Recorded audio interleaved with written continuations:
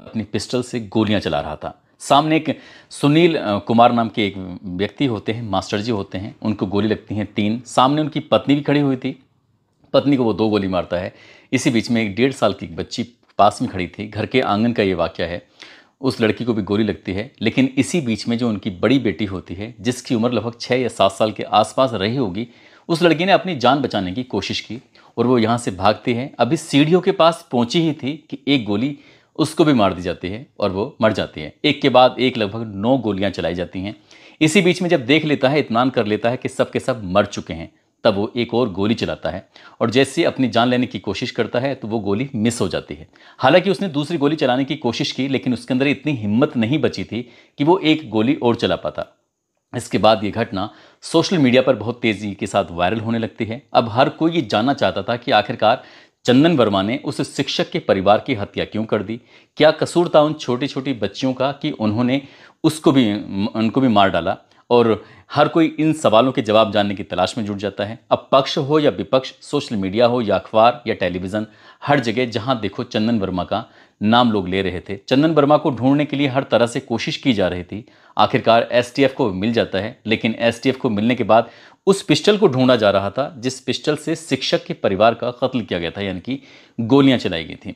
अब उस पिस्टल को ढूंढने के लिए जाते हैं, तभी दरोगा की एक और पिस्टल छीनता है और जैसे छीनने की कोशिश कर रहा था, गोली चला रहा था, पुलिस जवाबी कार्रवाई में भी गोली चला जाती है और चंदन वर्मा गंभीर रूप से घायल हो जाता है। फिलहाल चंदन वर्मा तो सलाखों के पीछे पहुंच चुका है, लेकिन लोग अभी भी ये जानना चाहते हैं कि आखिरकार चंदन वर्मा ने उस शिक्षक के परिवार की हत्या क्यों कर दी। आज की इस कहानी के माध्यम से इस की जो छूटी हुई कड़ियां थीं उनके बारे में जानने की कोशिश करते हैं।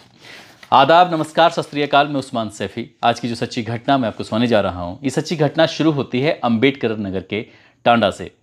साल 1990 की ये बात है। मायाराम वर्मा नाम का एक व्यक्ति होता है, उसके साथ उसके 8 भाई और होते हैं। वो अपना इस टांडा को छोड़कर सीधा पहुंच जाता है उत्तर प्रदेश के रायबरेली के तेलिया घाट मोहल्ले में। वहीं पर रहने लगता है। जो भी कुछ काम धाम होता था अपना काम करता था, अपने परिवार का भरण पोषण करता था। मायाराम जब साल 2010 आता है तो अपने परिवार को लेकर वो सीधा दिल्ली की तरफ रुख करता है और वहीं पर जाकर पूरी तरह से बस जाता है। लेकिन परिवार के कुछ सदस्य ऐसे होते हैं जो अभी रायबरेली में ही छूट जाते हैं। वो अपनी ज़िंदगी में बिजी हो जाता है। उसका जो लड़का होता है जिसका नाम चंदन वर्मा होता है, साल 2019 और 20 का जब समय आता है तो वो अपने घर यानी कि रायबरेली दिल्ली से वापस आ जाता है और यहाँ आकर एक जगह लगती है, मटिया में रहने लगता है। यहाँ से लगभग 2 किलोमीटर दूर एक तेलिया कोर्ट लगता है जो रायबरेली में ही होता है। वहाँ पर उसके चाचा रहते हैं। वो कभी कभार अपने चाचा से मिलने के लिए चला जाया करता था, आता था जाता था। साथ ही उसका एक काम था कि वो लैब टेक्नीशियन का भी काम करता है। इसके अलावा उसके पास एक बुलेट मोटरसाइकिल है और बुलेट मोटरसाइकिल पर बैठकर वो एक तरह से रंगबाजी करता है। छोटी छोटी बातों पे गुस्सा करना, तुनक मिजाजी करना और किसी को भी जवाब देना, इस तरह की उसकी आदत में शुमार था। शहर में अलग अलग हॉस्पिटल्स वगैरह में इसकी जान पहचान भी हो जाती है क्योंकि वो लैब टेक्नीशियन के जो काम करता था, हवाबाजी दिखाने और लोगों को रंगबाजी दिखाना। एक तरफ तो कहानी ये होती है जो चंदन वर्मा की चल रही थी, साल 1990 से शुरू होती है। दिल्ली जाता है, वापस लौटकर इस मटिया यानी कि रायबरेली में आ जाता है। एक कहानी थी, रायबरेली का ही एक इलाका लगता है थाना गदगंज और इसी के गांव लगता है सुदामापुर। वहाँ का रहने वाला एक किसान का बेटा, एक मजदूर का बेटा जिसका नाम सुनील कुमार होता है। सुनील कुमार शुरू से ही पढ़ने में बेहद होशियार होता है और उसे मजदूरी करके अपनी पढ़ाई में वो हिस्सेदारी लेता है, जबकि उसका जो बड़ा भाई होता है वो पढ़ नहीं पाता और वो आगे मजदूर बन जाता है। लेकिन ये भी मजदूरी करता था और ऐसे करते करते साल 2018 आता है। 2018 में उत्तर प्रदेश पुलिस में वैकेंसी निकलती हैं सिपाही के पद पर और ये आवेदन कर देता है। बहुत ही अच्छे नेचर का, बहुत ही सरल स्वभाव का व्यक्ति जब उत्तर प्रदेश पुलिस के लिए आवेदन करता है तो साल 2018 में इसकी नौकरी लग जाती है और नौकरी लगने के बाद लगभग 1 साल तक ये उत्तर प्रदेश पुलिस में नौकरी करता है। लेकिन वो अक्सर कहता था कि मैं शायद पुलिस के लिए बना नहीं हूँ, इसलिए पुलिस की नौकरी मुझे रास नहीं आ रही है और जिस तरह से यहाँ काम होता है वैसा काम मुझे करना आता नहीं है। इसलिए उसने इस नौकरी को स्विच करने की कोशिश की और उत्तर प्रदेश में ही बेसिक शिक्षा विभाग में सहायक अध्यापकों के लिए जगह निकली थी। उसने आवेदन कर दिया। साल 2020 की बात है, 10 दिसंबर को उसकी नौकरी लग जाती है सहायक अध्यापक के पद पर। लेकिन बीएसए ऑफिस में उसको अटैच कर दिया जाता है और अटैच होने की वजह से वो स्कूल नहीं जाता था, बीएसए ऑफिस जाता था। लेकिन 29 जनवरी 2021 को कंपोजिट विद्यालय अमेठी का एक गांव लगता है पनहोना, वहाँ पर इसकी पोस्टिंग हो जाती है।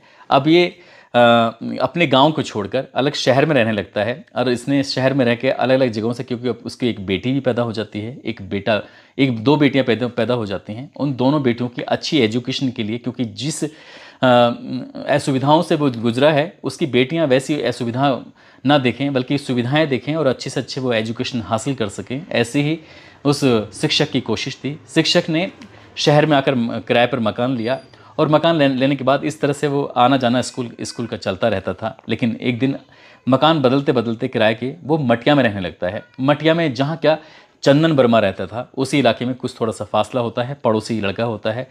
वो चंदन वर्मा जानता था कि सुनील कुमार की पोस्टिंग अमेठी में है, वो शिक्षक है, वो घर से चले जाते हैं। और इसी बीच में इसने जाल बिछाना शुरू कर देता है, यानी कि चंदन उस शिक्षक की पत्नी जिसका नाम पूनम भारती होता है उससे नज़दीकियाँ बढ़ा लेता है। और नज़दीकी बढ़ाने के बाद उसके बहुत नज़दीक जाने की कोशिश करता है, उससे बातचीत करता है। जब जब शिक्षक अपने काम से बाहर जाया करते थे तब वो उसके घर में चला जाया करता था, ऐसा मीडिया दावा करती है, ऐसा बताते भी हैं। अब ये चंदन की नज़दीकियाँ उससे लगातार बढ़ रही थी, चाहे वो व्हाट्सएप पर कॉल करना हो या फिर वीडियो कॉल करना हो। इस तरह से उसकी कॉलिंग वगैरह होती रहती थी और इनकी नज़दीकियाँ बढ़ रही थी। साल 2024 आ जाता है। 1 अप्रैल 2024 को सुनील ने 2 बिस्वा ज़मीन खरीदी थी ताकि वो अपना घर बना सके। वो अपनी पत्नी के नाम से उसने ज़मीन खरीदी थी और इसमें गवाह बनाया गया था चंदन वर्मा को। चंदन वर्मा गवाह बन जाता है और इसकी नज़दीकियाँ थीं। लेकिन इसी बीच में पता चलता है कि सुनील कुमार जो होते हैं शिक्षक, उनको ये पता चल जाता है कि इसकी पत्नी से नज़दीकियां हैं। उन्होंने विरोध करने की कोशिश की तो हद तो तब हो जाती है, इस रंगबाज व्यक्ति जिसका नाम चंदन वर्मा होता है, उस चंदन वर्मा ने इस शिक्षक को भी बहुत डराया धमकाया और कहा कि तुम अपनी बीवी को छोड़ दो, मैं तुम्हारी बीवी को अपने साथ रखना चाहता हूँ। ऐसा मैं नहीं कहता बल्कि पूनम भारती की माँ जिनका नाम कृष्णा होता है, एक टीवी को दिए गए इंटरव्यू में वो खुद कहती हैं, वो कहती हैं कि वो अश्लील पिक्चरें भेजता था, अश्लील बातें करता था और बेटी को धमकाया करता था, साथ ही उसके पति को भी डराया धमकाया करता था। और यही रीज़न है। इस बीच में जो दोनों बेटियां हो जाती हैं तो ये लोग परेशान हो जाते हैं कि आखिरकार करें तो क्या करें। चंदन के खिलाफ पूनम वर्मा और चंदन के खिलाफ पूनम भारती और साथ ही उसके जो पति होता है सुनील कुमार, ये सीधा पहुंच जाते हैं गदागंज थाने में। वहां पुलिस को प्रार्थना पत्र देते हैं, लेकिन पुलिस इस प्रार्थना पत्र को इतनी गंभीरता से नहीं लेती है। उसके बाद फिर भदोखर एक थाना लगता है, वहां पर भी एक प्रार्थना पत्र दिया जाता है, लेकिन पुलिस वाले इस प्रार्थना पत्र को भी गंभीरता से नहीं लेते हैं। आखिरकार 18 अगस्त 2024 को रायबरेली में जब पूनम भारती अपनी बेटी को दवा दिलाने के लिए जा रही थी तो इसी बीच में चंदन वर्मा उसका रास्ता रोक लेता है, उससे अश्लील बातें करता है, अश्लील हरकतें उसके साथ करने लगता है। इसको गुस्सा आता है। पूनम भारती जब गुस्सा करती है, विरोध करती है, तो वो उसके साथ जाति सूचक शब्दों का भी इस्तेमाल करता है। अब इस हिसाब से वो बहुत ज़्यादा परेशान हो जाती है। अपने पति को बताती है कि लगातार मेरा पीछा कर रहा है, आखिर करें तो क्या करें।